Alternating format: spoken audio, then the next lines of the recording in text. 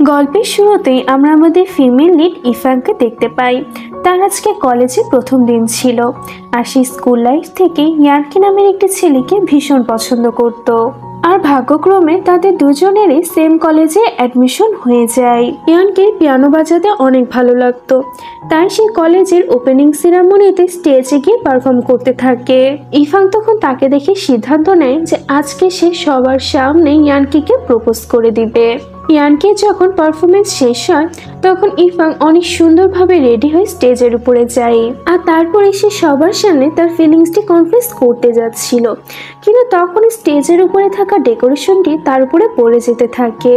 আর ওই ডেকোরেশনটি নিজের উপরে পড়ে যাওয়ার থেকে বাঁচার জন্য ইফাং নিজের হিলটি খুলে সেই ডেকোরেশনটির উপরে ছুঁড়ে মারে, আর তার হিলটি ডেকোরেশনের সাথে বেঁধে ফায়ার অ্যালার্মের উপরে গিয়ে লাগে, যার ফলে তো সেখানে উপস্থিত থাকা সবার উপরে পানি পড়তে থাকে, আর হিলটা তো ইয়ানকির মাথার উপরে গিয়ে লাগে।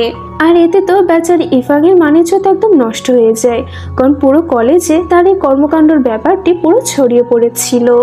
যার কারণে ইফাং যখন প্রথম দিন তার ক্লাসে যায় তখন সব স্টুডেন্টরা শুধু তার দিকে তাকিয়ে থাকে, আর ইয়ানকির নজরও তখন ইফাংয়ের উপরে গিয়ে পড়ে।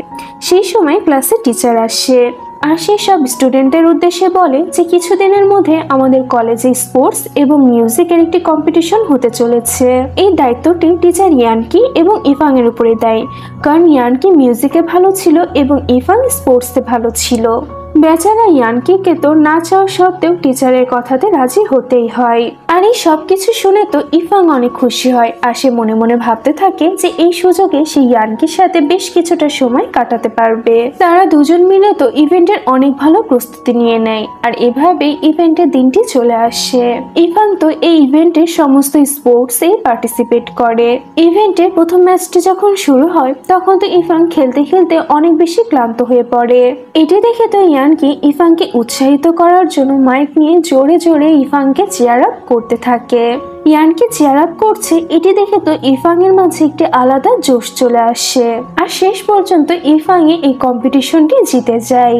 ফার্স্ট কম্পিটিশনটি শেষ হওয়ার পরে তো ওদেরকে ব্রেক দেওয়া হয়, তখন ইফাং এর বেস্ট ফ্রেন্ড মিং এসে তাকে বকাঝকা করতে থাকে, আর তাকে বলতে থাকে যে তোমার স্পোর্টসে মনোযোগী হওয়ার বদলে ইয়ানকিকে পটানোর দিকে মনোযোগী হওয়া উচিত। পরের সিনে আমরা দেখি যে ইয়ানকি মিউজিক শুনতে শুনতে কলেজের এদিক সেদিকে ঘুরে বেড়াচ্ছিল, যেখানে সে ইফাংকে একটি বড় ভারী বক্স তুলে নিয়ে যেতে দেখে। আর এটি দেখার পরে তো ইয়ানকি তাকে সাহায্য করে, আর তারপরে সে একটি ক্যান্ডি বক্সের মধ্যে ক্যান্ডি বের করে ইফাংকে দেয়। দুঃখিত বন্ধুরা, ছোট একটি অ্যাড প্লে করতে হচ্ছে, তোমরা চাইলে এটিকে স্কিপ করে দিয়ে মেন ভিডিওতে চলে যেতে পারো। হ্যালো বন্ধুরা, আজ আমি মেলপিট নামে একটি অ্যাপ সম্পর্কে কথা বলতে চাই, যা সবচেয়ে বিশ্বস্ত বুকমেকার জুভিডান্স এবং লা লিগার এই অ্যাপটির sponsor. Caribbean Premier League 29 August শুরু হবে। এটি সমস্ত ক্রিকেট প্রেমীদের জন্য তাদের প্রিয় দলকে সমর্থন করার দুর্দান্ত সুযোগ। এই অ্যাপটিতে আপনি সমস্ত লাইভ ম্যাচের ফলাফল দেখতে পারবেন এবং সেই ম্যাচের স্কোরের ভবিষ্যদ্বাণী করে বাজি ধরতে পারেন, যেমন কোন দল জিতবে, কোন দল কত রান করবে এবং কে সর্বোচ্চ স্কোর পাবে। এবং BMW গাড়ি, আইফোন, ল্যাপটপ এবং আরো অনেক কিছুর মতো নগদ পুরস্কার জেতার সুযোগ রয়েছে। এছাড়াও বিভিন্ন ধরনের গেম রয়েছে, আপনি যা খুশি তা বেছে নিতে পারেন। এবং রেজিস্ট্রেশন করার সময় আমার প্রোমো কোড ফাবিয়া ব্যবহার করে প্রথমবার জমাতে $130 পর্যন্ত পান। আপনি বিকাশ, ব্যাংক, ক্রিপ্টো এবং অন্যান্য সহজ পদ্ধতির মাধ্যমে সহজে আপনার জয়ী টাকা তুলতে পারবেন। এখানে আপনি 24 ঘন্টা 7 দিন গ্রাহক সহায়তা পাবেন। তাহলে আর দেরি কিসের? পিন কমেন্টের লিঙ্ক ব্যবহার করে রেজিস্ট্রেশন করুন, অথবা গুগলে মেলবেট সার্চ করুন এবং রেজিস্ট্রেশন করুন। এবং রেজিস্ট্রেশনের সময় আমার প্রোমো কোড ফাবিয়া ব্যবহার করুন এবং বোনাস পান। ইফাং এবং ইয়ানকি এখানে একে অপরের সাথে কথা বলতে থাকে। ইফাং এর কথা শুনে তো ইয়ানকি তার একটি পুরাতন ফ্রেন্ডের কথা মনে পড়ে যায়, কিন্তু এইসব ব্যাপারে বেশি চিন্তা ভাবনা করার আগে পরের কম্পিটিশনের সময়টি চলে আসে। এই কম্পিটিশনটি ছিল জোড়ায় জোড়ায় খেলার কম্পিটিশন। যেহেতু এই ইভেন্টের ম্যানেজমেন্টের দায়িত্ব ইয়ানকি এবং ইফাং এর উপরে দেওয়া হয়েছিল, তাই তারা দুজনে এক জোড়ায় এই কম্পিটিশনটিতে পার্টিসিপেট করে। এই গেমটির নিয়ম ছিল এটা যে প্রত্যেক পার্টনারের পা একে অপরের সাথে বেঁধে দেওয়া হবে এবং তাদের দুজনকে একসাথে ফিনিশ লাইন ক্রস করতে হবে। ইফাং তো এখানে মিং এর কথা চিন্তা ভাবনা করার পরে ভাবে যে সে এই গেমে ইয়ানকির হাত ধরে দৌড়াবে, কিন্তু ইয়ানকি তো স্পোর্টস এর কথা চিন্তা করে ইফাং এর কাঁধে হাত রেখে দেয়। এরপরে রেস শুরু হয়, আর তারা দুজন মিলে একসাথে দৌড়াতে থাকে। কিন্তু হঠাৎ করে ইয়ানকি হোঁচট খেয়ে পড়ে যায়। এটি দেখার পরে তো ইফাং কোনো চিন্তা ভাবনা করা ছাড়াই ইয়ানকিকে নিজের কাঁধে তুলে এক দৌড়ে ফিনিশ লাইন ক্রস করে গেমটি জিতে যায়। ইফাং এর ইয়ানকিকে নিজের কাঁধে তোলার কারণে তো তার ক্যান্ডি বক্সটি কোথাও একটা পড়ে যায়।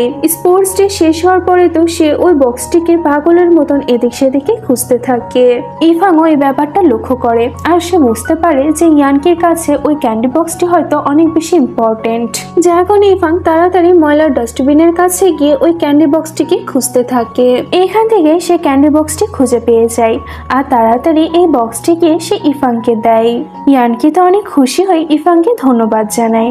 তারপরে তারা দুজনই হাঁটতে হাঁটতে একে অপরের সাথে কথাবার্তা বলছিল। ইফাং ইয়ানকিকে বলে যে আমারও ক্যান্ডি খেতে অনেক ভালো লাগে, কিন্তু দাঁত নষ্ট হয়ে যাওয়ার কারণে আমি ক্যান্ডি খাওয়া ছেড়ে দিয়েছি। ইয়ানকি তো তখন আবারও তার পুরাতন ফ্রেন্ড সং এর কথা মনে পড়তে থাকে। ইয়ানকি তখন ইফাংকে তাড়াতাড়ি জিজ্ঞাসা করে যে তোমার কি কোনো ভাই রয়েছে? ইফাং তখন তাকে বলে যে আমার কোনো বোন বা ভাই নেই। পরের দিন আমরা দেখি যে কলেজের সব স্টুডেন্টরা তো মিউজিক কম্পিটিশনের জন্য প্রস্তুতি নিতে থাকে। সেই সময় ইফাং এর কাছে টিচারের ফোন আসে আর সে তাকে জানায় যে তোমাদের কস্টিউম রেডি হয়ে গিয়েছে, তুমি ইয়ানকির সাথে এসে কস্টিউমগুলোকে চেক করে যাও। এটি শোনার পরে তো ইফাং ইয়ানকিকে ফোন দেয়, কিন্তু ইয়ানকি তো ক্যান্টিনের টেবিলে নিজের ফোনটি রেখে খাবার নিয়ে আসতে চলে গিয়েছিল, যার কারণে ইয়ানকির ফোনটা তার ফ্রেন্ডরা রিসিভ করে আর বলে যে ইয়ানকি খাবার নিয়ে আসতে গিয়েছে। এটি শুনে ইফাং তাদেরকে জানায় যে ঠিক আছে, আমি কস্টিউমের ড্রেসগুলো একা চেক করে আসতে পারবো। এটি বলে ইফাং কলটি কাট করে দেয়। ইয়ানকি যখন খাবার নিয়ে টেবিলে আসে তখন তার ফ্রেন্ডরা তাকে ইফাং এর ব্যাপারে বলে। এটি শোনার পরে তো ইয়ানকি খাবারগুলো সেখানে রেখে দিয়ে তাড়াতাড়ি ইফাংকে সাহায্য করতে চলে যায়। এখানে আসার পরে তো ইয়ানকি ইফাংকে ছেলেদের কস্টিউমগুলো ট্রাই করতে দেখে। এটি দেখে তো ওর কল্পনায় আবারও সঙ্গের চিন্তা ভাবনা চলে আসে, তাই সে গভীর চিন্তা ভাবনা করতে করতে সেখান থেকে চলে যায়।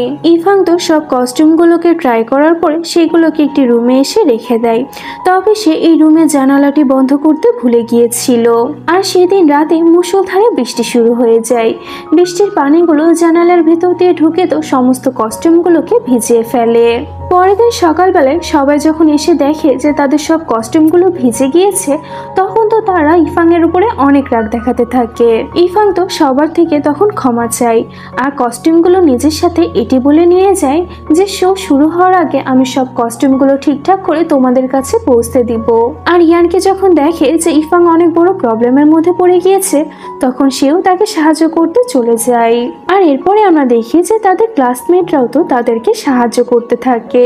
সবাই মিলেমিশে কাজ করার ফলে তো তারা এই প্রবলেমটাকে চুটকির মধ্যে সমাধান করে ফেলে, যার ফলে তো তাদের মিউজিক শোটা খুব ভালো মতনই কমপ্লিট হয়ে যায়। আর সব স্টুডেন্টরা তো তাদের পারফরমেন্স অনেক সুন্দরভাবে উপস্থাপন করতে পারে। ইয়ানকে যখন তার ডোমে ফিরে আসে তখন সে তার ফ্রেন্ডের মাধ্যমে এটি জানতে পারে যে তারা যেখানে থাকে তার পাশে একটি নতুন জিম খুলেছে। আর যে এই জিমটি খুলেছে তার নাম ছিল সং। আসলে সং ছিল ইয়ানকির বেস্ট ফ্রেন্ড।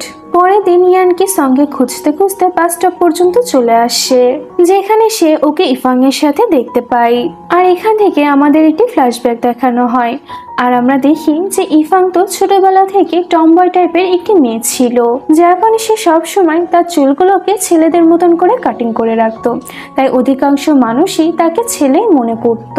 আর এখান থেকে আমরা এই ব্যাপারটা জানতে পারি যে আসলে ইয়ানকে যাকে খুঁজছিল সে ইফাংই ছিল।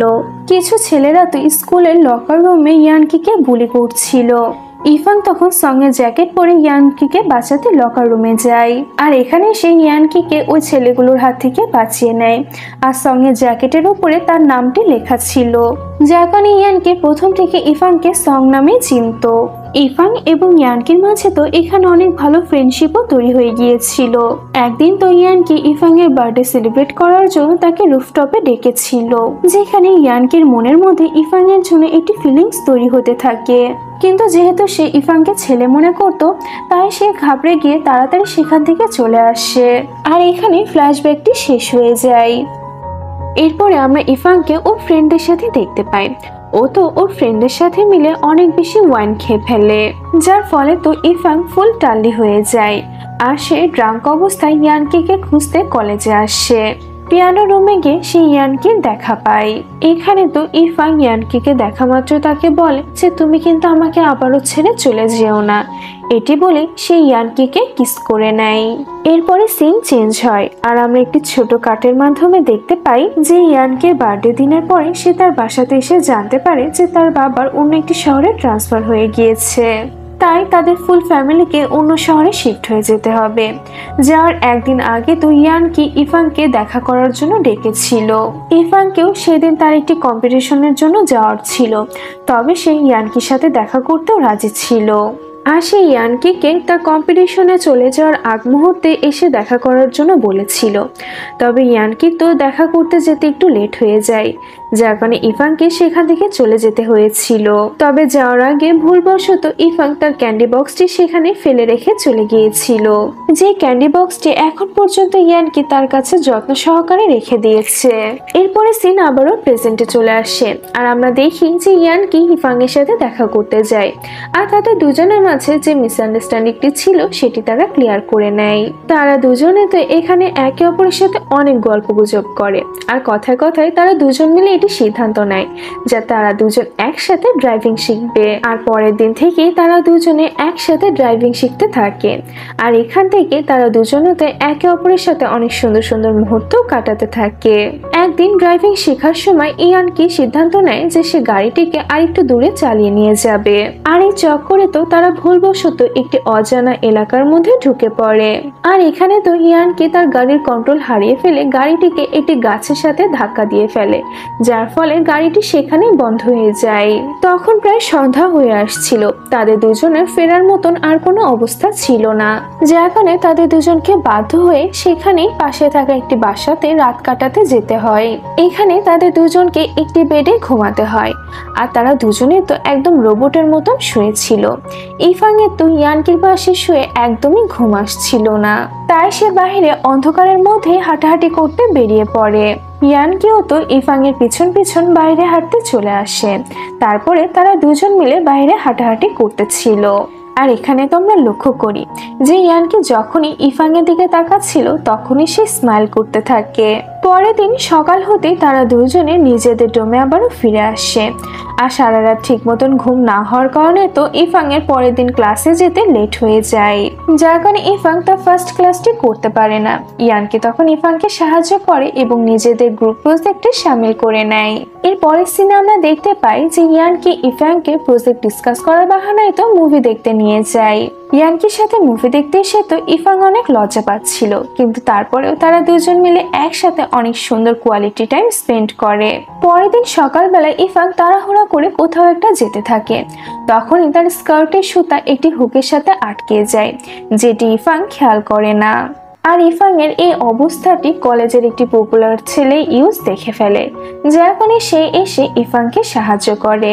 এখানে ইউজের ব্যবহার দেখে আমরা এটা বুঝতে পারি যে তার ইরফানের উপরে অনেক বেশি ইন্টারেস্ট ছিল। সে তো রীতিমতন ইরফানকে জোর করে নিজের সাথে ক্যান্টিনে খাবার খেতে নিয়ে যায়। ক্যান্টিনে উপস্থিত স্টুডেন্টরা যখন ওদের দুজনকে একসাথে দেখতে পায় তখন তো তারা ওদের দেখে সমালোচনা করতে থাকে, কারণ ইউসি তো কলেজের অনেক পপুলার একটি ছেলে ছিল। সেই সময় ইয়ানকেও সেখানে চলে আসে, আর সে যখন ওদের দুজনকে দেখে তখন তো সে অনেক বেশি জেলাস ফিল করতে থাকে। ইয়ানকি তখন ইরফানকে স্টাডি করার জন্য একটি ক্যাফেতে ডাকে। সেখানে যাওয়ার পরে তো ইরফান পড়াশোনায় মনোযোগী হওয়ার বদলে তার দিকে মনোযোগী হয়ে থাকে। বাসায় ফিরে এসে ইয়ানকি একটি ডিকশনারিতে ইরফানের জন্য একটি নোট লিখে, যেখানে সে তার ভালোবাসার কথাটি কনফেস করে দিয়েছিল। আর পরের দিন এই বইটি সে ইরফানকে গিফট করে দেয়। ইরফান তো এই বইটি পড়ার বদলে তার রুমে এনে সাজিয়ে রাখে। পরের দিন ইরফানের সাথে যখন আবারও ইয়ানকি দেখা হয় তখন ইয়ানকি তাকে জিজ্ঞাসা করে যে কালকে আমি তোমাকে যে বইটি দিয়েছিলাম সেটি কি তুমি পড়েছিলে? ইরফান ইয়ানকির সামনে নিজেকে ভালো প্রমাণিত করার জন্য বলে দেয় যে হ্যাঁ, আমি ওই বইটি পড়েছিলাম। এটি শুনে তো ইয়ানকি তার অ্যান্সারটি চায়। ইরফানের তো মনে হয় যে ইয়ানকি পড়াশোনার ব্যাপারে তাকে জিজ্ঞাসা করছে। ইরফান তো তখন তাকে সরি বলে। ইয়ানকি তো এই জবাবটিকে নেগেটিভলি নেয়, আর সে এটাই মনে করতে থাকে যে ইরফান তার প্রপোজালটিকে রিজেক্ট করে দিয়েছে। এই জন্য ইয়ানকি মন খারাপ করে চুপচাপ সেখান থেকে উঠে চলে যায়। কিছুক্ষণ পরেই সে ইফাং এর ব্যাপারে আরো কিছু জানার জন্য সং এর জিমে যায়। আর এখানে আসার পরে সে সং এর থেকে এটাই জানার চেষ্টা করতে থাকে যে ইফাং কোনো ছেলেকে পছন্দ করে কিনা, কিন্তু সং এর কাছ থেকে সে তেমন কোনো জবাব পায় না। রাতের বেলা আমরা দেখতে পাই যে কলেজে যারা নিউ কামার্স ছিল তাদের জন্য একটি পার্টির আয়োজন করা হয়েছিল। এই পার্টিতে ইফাং এসেছিল, তবে ইয়ানকির তো একটু আসতে দেরি হয়ে যায়। আর সেই সময় তো একটি ছেলে এসে ইফাংকে উত্ত্যক্ত করতে থাকে। সেই সময় ইউসি এসে ইফাংকে ওই ছেলেটির হাত থেকে রক্ষা করে। ইয়ানকি যখন ওদের দুজনকে একসাথে দেখতে পায় তখন তো সে এটাই মনে করতে থাকে যে ইফাং হয়তো ইউসির জন্য তাকে রিজেক্ট করেছে। এইখানে ইয়ানকি ইউসিকে নিয়ে অনেক জেলাস ফিল করতে থাকে। পরের দিন সকালে নতুন স্টুডেন্টদেরকে ডাকা হয় ফটো ক্লিক করার জন্য, আর তাদের সবার ফটোগুলো ইউস তুলছিল, কারণ সে অনেক ভালো ফটোগ্রাফার ছিল আর সে এই ডিপার্টমেন্ট নিয়েই পড়ছিল। ফটো তোলার সময় হঠাৎ করে অনেক জোরে বৃষ্টি শুরু হয়ে যায়। তখন সব স্টুডেন্টরা কলেজের একটি হলে এসে জমা হয়। তখন একটি ছেলে সবাইকে ভূতের গল্প শোনাতে থাকে, আর ইয়ানকি তো ভূতে অনেক ভয় ছিল, যার কারণে সেই গল্প শুনে তো অনেক বেশি ভয় পেতে থাকে। ইফাং যখন এই ব্যাপারটা লক্ষ্য করে যে ইয়ানকি অনেক নার্ভাস ফিল করছে, তখন সে সেখানে উঠে দাঁড়াতে যায়। তখনই সে একটি লাইট স্ট্যান্ডের সাথে ধাক্কা খায়, আর ওই লাইট স্ট্যান্ডটি তার গায়ের উপরে পড়ে যেতেই যাচ্ছিল, কিন্তু সঠিক সময়ে ইয়ানকি তাকে বাঁচিয়ে নেয়। তবে এটি করতে গিয়ে তো সে তার হাতে আঘাত পায়। ইফাং তো তখন তাড়াতাড়ি করে ইয়ানকিকে মেডিকেল রুমে নিয়ে যায়, আর এখানে আসার পরে তো সে নিজেই ইয়ানকির হাতে ওষুধ লাগিয়ে দিচ্ছিল। আর সেই সময় ইউস কাবাব মে হাঁটি হয়ে সেখানে চলে আসে, আর সে ইফাংকে নিজের সাথে করে নিয়ে যায়। পরের দিন আমরা দেখতে পাই যে ইয়ানকি থাকার জন্য একটি নতুন বাসার প্রয়োজন ছিল, তাই সে বাসা দেখতে যাওয়ার সময় ইফাংকে নিজের সাথে করে নিয়ে যায়। আর যে বাসাটি ইফাং পছন্দ করে সেই বাসাটি সে রেন্টে নিয়ে নেয়। রাতের বেলা ইফাং মিং এর সাথে দেখা করতে যায় এবং তার থেকে ইয়ানকিকে পটানোর আইডিয়া নিতে থাকে। মিং তখন তাকে বলে যে তুমি খুব সুন্দরভাবে সাজুগুজু করে তোমার ফটো ক্লিক করে নাও। মিং এর কথা শুনে তো ইফাং অনেক সুন্দরভাবে রেডি হয়ে ইউসে থেকে ফটো তুলে সেই ফটোটি সে সোশ্যাল মিডিয়াতে আপলোড করে দেয়। আর এই পিকচারের কারণে তো তার ক্লাসের সব ছেলেরাও তার দিকে এক দৃষ্টিতে তাকিয়ে থাকে। ক্লাসের সব ছেলেরা ইফাংকে এত বেশি অ্যাটেনশন দিচ্ছে এটি দেখে তো ইয়ানকে অনেক জেলাস ফিল করতে থাকে। আর তার ইফাং এর উপরেও এত বেশি রাগ হচ্ছিল যে সে ইফাংকে ইগনোর করা শুরু করে দেয়। ইফাং যখন ইয়ানকির এমন ব্যবহার দেখে তখন তো সে কিছুই বুঝতে পারে না, আর সে মন খারাপ করে ইউসের সাথে দেখা করতে চলে আসে। ইউস যখন দেখে যে ইফাং এর মন খারাপ, তখন সে ওকে নিজের সাথে করে গেম খেলতে নিয়ে যায়, যেখানে সে মজার ছলে ইফাংকে নিজের গার্লফ্রেন্ড হওয়ার জন্য অফার করে। ইফাং ওর কথাগুলোকে সিরিয়াসলি না নিয়ে নিজের বাসাতে চলে আসে। পরের দিন আমরা দেখতে পাই যে ইউসি ইফাংকে মিথ্যা বলে নিজের বার্থডের বাহানায় তার সাথে টাইম স্পেন্ড করার জন্য ডাকে। ইফাং তার সাথে দেখা করতে আসলে সে আবারও তার সাথে ফ্লার্ট করার চেষ্টা করতে থাকে, কিন্তু ইফাং তো তাকে মুখের উপরে মানা করে দেয়, আর সে এটাও বলে যে আমি ইয়ানকিকে পছন্দ করি। এরপরে আমরা দেখি যে ইফাং এসে এসব ব্যাপারে মিংকে জানায়। এটি শোনার পরে তো মিং ইউসির উপরে নজর রাখা শুরু করে, এমনকি সে ইউসির সাথে দেখা করে ইফাং এর থেকে দূরে থাকার জন্য তাকে বলে, কিন্তু ইউসি তো তার পুরো কথাটি ইগনোর করে দেয়। আর ওইদিকে আমরা ইফাংকে দেখি সে তো ইয়ানকির সাথে দেখা করতে আসে, আর তাদের দুজনের মাঝে যে ভুল বোঝাবুঝিগুলো হয়েছিল সেগুলো তারা ক্লিয়ার করে নেয়। এরপরে তো ইফাং সময় কাটানোর জন্য ইয়ানকির বাসাতেও যায়, আর এখানে আসার পরে তো তারা দুজন মিলে একসাথে ভিডিও গেমস খেলে, এছাড়াও আরো অনেক মজা করতে থাকে। গেম খেলতে খেলতে ক্লান্ত হয়ে তো ইফাং ইয়ানকির বাসাতে ঘুমিয়ে পড়ে। সকালবেলায় উঠে তো ইয়ানকি ইফাং এর জন্য ব্রেকফাস্ট রেডি করে, আর এটি দেখে তো ইফাং অনেক বেশি খুশি হয়ে যায়। ওদের দুজনের মাঝে তো সবকিছু ঠিকঠাকই চলছিল, কিন্তু হঠাৎ একদিন ইয়ানকির সাথে দেখা করতে তার ফ্রেন্ড ট্যাং ট্যাং আসে। ইফাং যখন ট্যাং ট্যাংকে দেখে তখন তার মনে পড়ে যায় যে স্কুলে তো সে ইয়ানকির সাথে পড়াশোনা করত, আর সেই সময়ও তারা দুজনে সব সময় একে অপরের সাথেই থাকতো। ট্যাং ট্যাং তো ইয়ানকিকে পছন্দ করত। এখান থেকে আমরা এই ব্যাপারটাও জানতে পারি যে ইউসি ছিল ট্যাং ট্যাং এর কাজিন। আসলে ট্যাং ট্যাং ইউসিকে ইফাং এর কাছে পাঠিয়েছিল যাতে করে সে ইয়ানকি থেকে ইফাংকে দূরে রাখতে পারে। এরপরে আমরা দেখি যে ট্যাং ট্যাং আসার পর থেকে তো সে সব সময় ইয়ানকির সাথে সাথে সাথেই থাকতে থাকে, আর ইয়ানকেও তাকে এসব নিয়ে কিছুই বলে না। আর এগুলো যখন ইফাং দেখে তখন তো তার অনেক রাগ হয়, যার কারণে সে ইয়ানকি থেকে দূরত্ব বজায় রেখে চলতে থাকে। ইয়ানকি যখন লক্ষ্য করে যে ইফাংয়ের মুড খারাপ, তখন সে ওর সাথে হলিডেতে ঘুরতে যাওয়ার প্ল্যান করতে থাকে। আর হলিডের দিন সে সঙ্গের সাহায্যে ইফাংকে তার কাছে ডেকে নেয়। ট্যাং ট্যাংও তখন সেখানে চলে আসে, তবে ইয়ানকি তো ট্যাং ট্যাংকে ছেড়ে দিয়ে তার সমস্ত সময়টা ইফাংকে দিতে থাকে। হলিডে থেকে ঘুরে আসার পরে তো ইফাংয়ের ফ্রেন্ড তাকে ইয়ানকি এবং ইউসিকে লাঞ্চ করার জন্য ডাকতে বলে, আর ইফাংকেও তো বাধ্য হয়ে ওদের কথা মানতেই হয়। এরপরে আমাদের লাঞ্চের সিনটা দেখানো হয়, যেখানে আমরা দেখি যে ইফাংয়ের একটি ফ্রেন্ড তো ইউসিকে অনেক বেশি পছন্দ করে ফেলে, যার কারণে সেখানে তার সাথে ফ্লার্ট করার চেষ্টা করতে থাকে। কিন্তু ইউসি তো এই মেয়েটিকে স্পষ্টভাবে মানা করে দেয়, যার কারণে মেয়েটি ভীষণ রেগে যায়, আর সে ইন্টারনেটে ইফাংয়ের ব্যাপারে খারাপ খারাপ কথা ছড়িয়ে দেয়। আর এগুলো যখন ইফাং দেখে তখন তো সে অনেক বেশি ডিপ্রেশনের মধ্যে পড়ে যায়। ইয়ানকি এবং ইউসি মিলে তো ওই মেয়েটির সত্যটা সবার সামনে নিয়ে আসে। ট্যাং ট্যাংও তাদেরকে এই কাজে হেল্প করে। ওই মেয়েটি তখন ইফাংয়ের থেকে তার ভুলগুলোর জন্য ক্ষমা চায়, আর এখান থেকে তো ওদের সবার মাঝে সমস্ত কিছু ঠিক হয়ে যায়, আর ইফাংয়ের সাথেও ট্যাং ট্যাংয়ের একটি ভালো ফ্রেন্ডশিপ তৈরি হয়। কিছুদিন পরে ওদের কলেজে ছুটি দেওয়া হয়, ওরা তো তখন নিজেদের বাসায় যাওয়ার ডিসিশন নেয়। ইয়ানকি তো ইফাংয়ের সাথে মিলে টিকিটটি বুক করিয়ে নেয়, আর তারপরে তারা দুজন মিলে একসাথে বাসায় যাওয়ার জন্য বেরিয়ে পড়ে। তারা দুজন মিলে একসাথে যখন জার্নি করছিল তখন ইফাং তো ইয়ানকির কাঁধে মাথা রেখে ঘুমিয়ে পড়ে, আর এভাবে তারা দুজনে তাদের হোম টাউনে চলে আসে।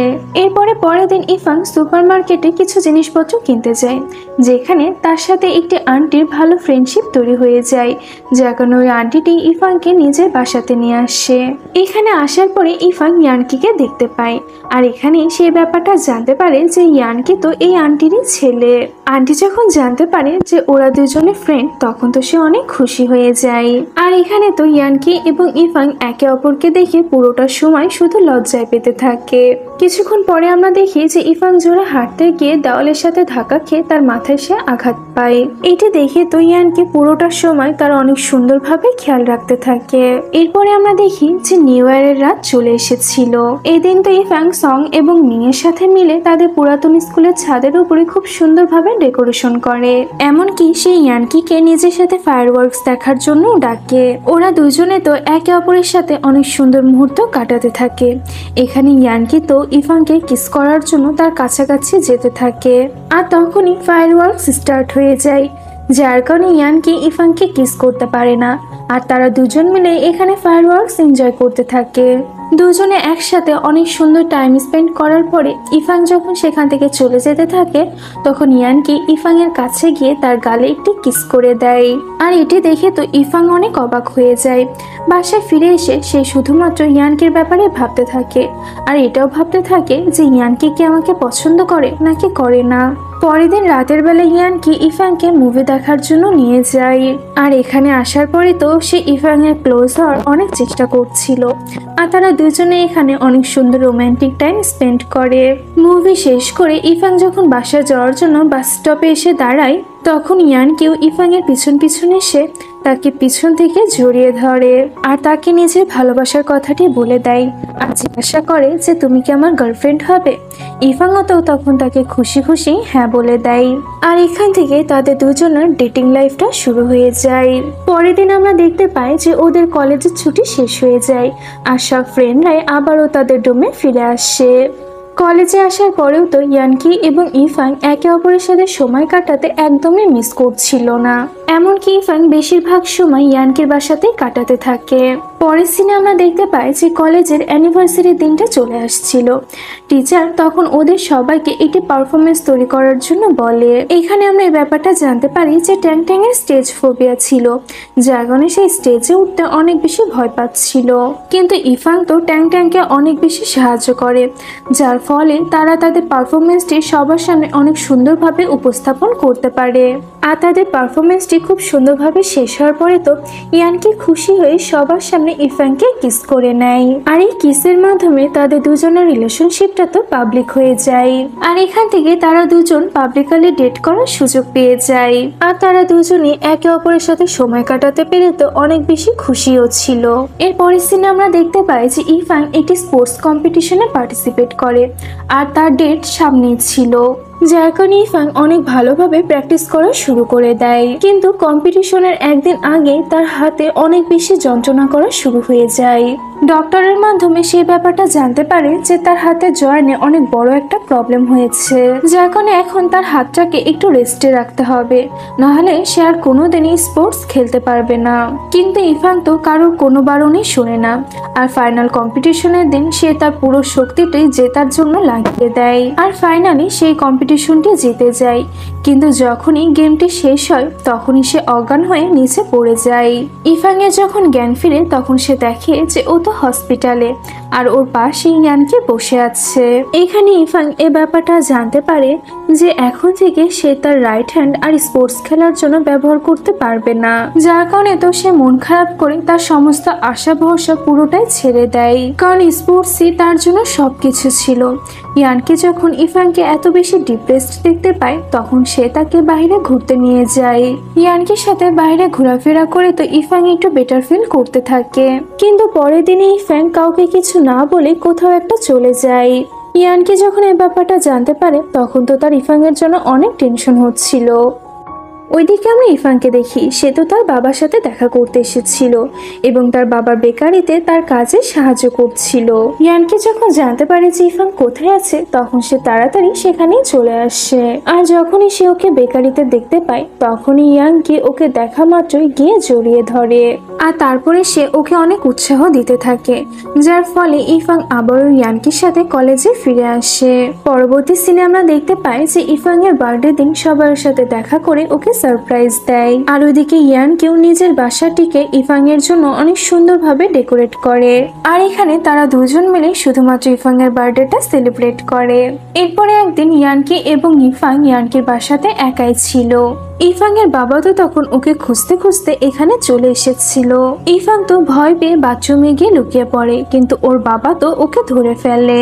তারপরে সে কিছুদিন ইয়ানকির সাথে তার বাসাতেই থেকে যায় আর এখানে থেকে সে ইয়ানকির টেস্ট নিতে থাকে।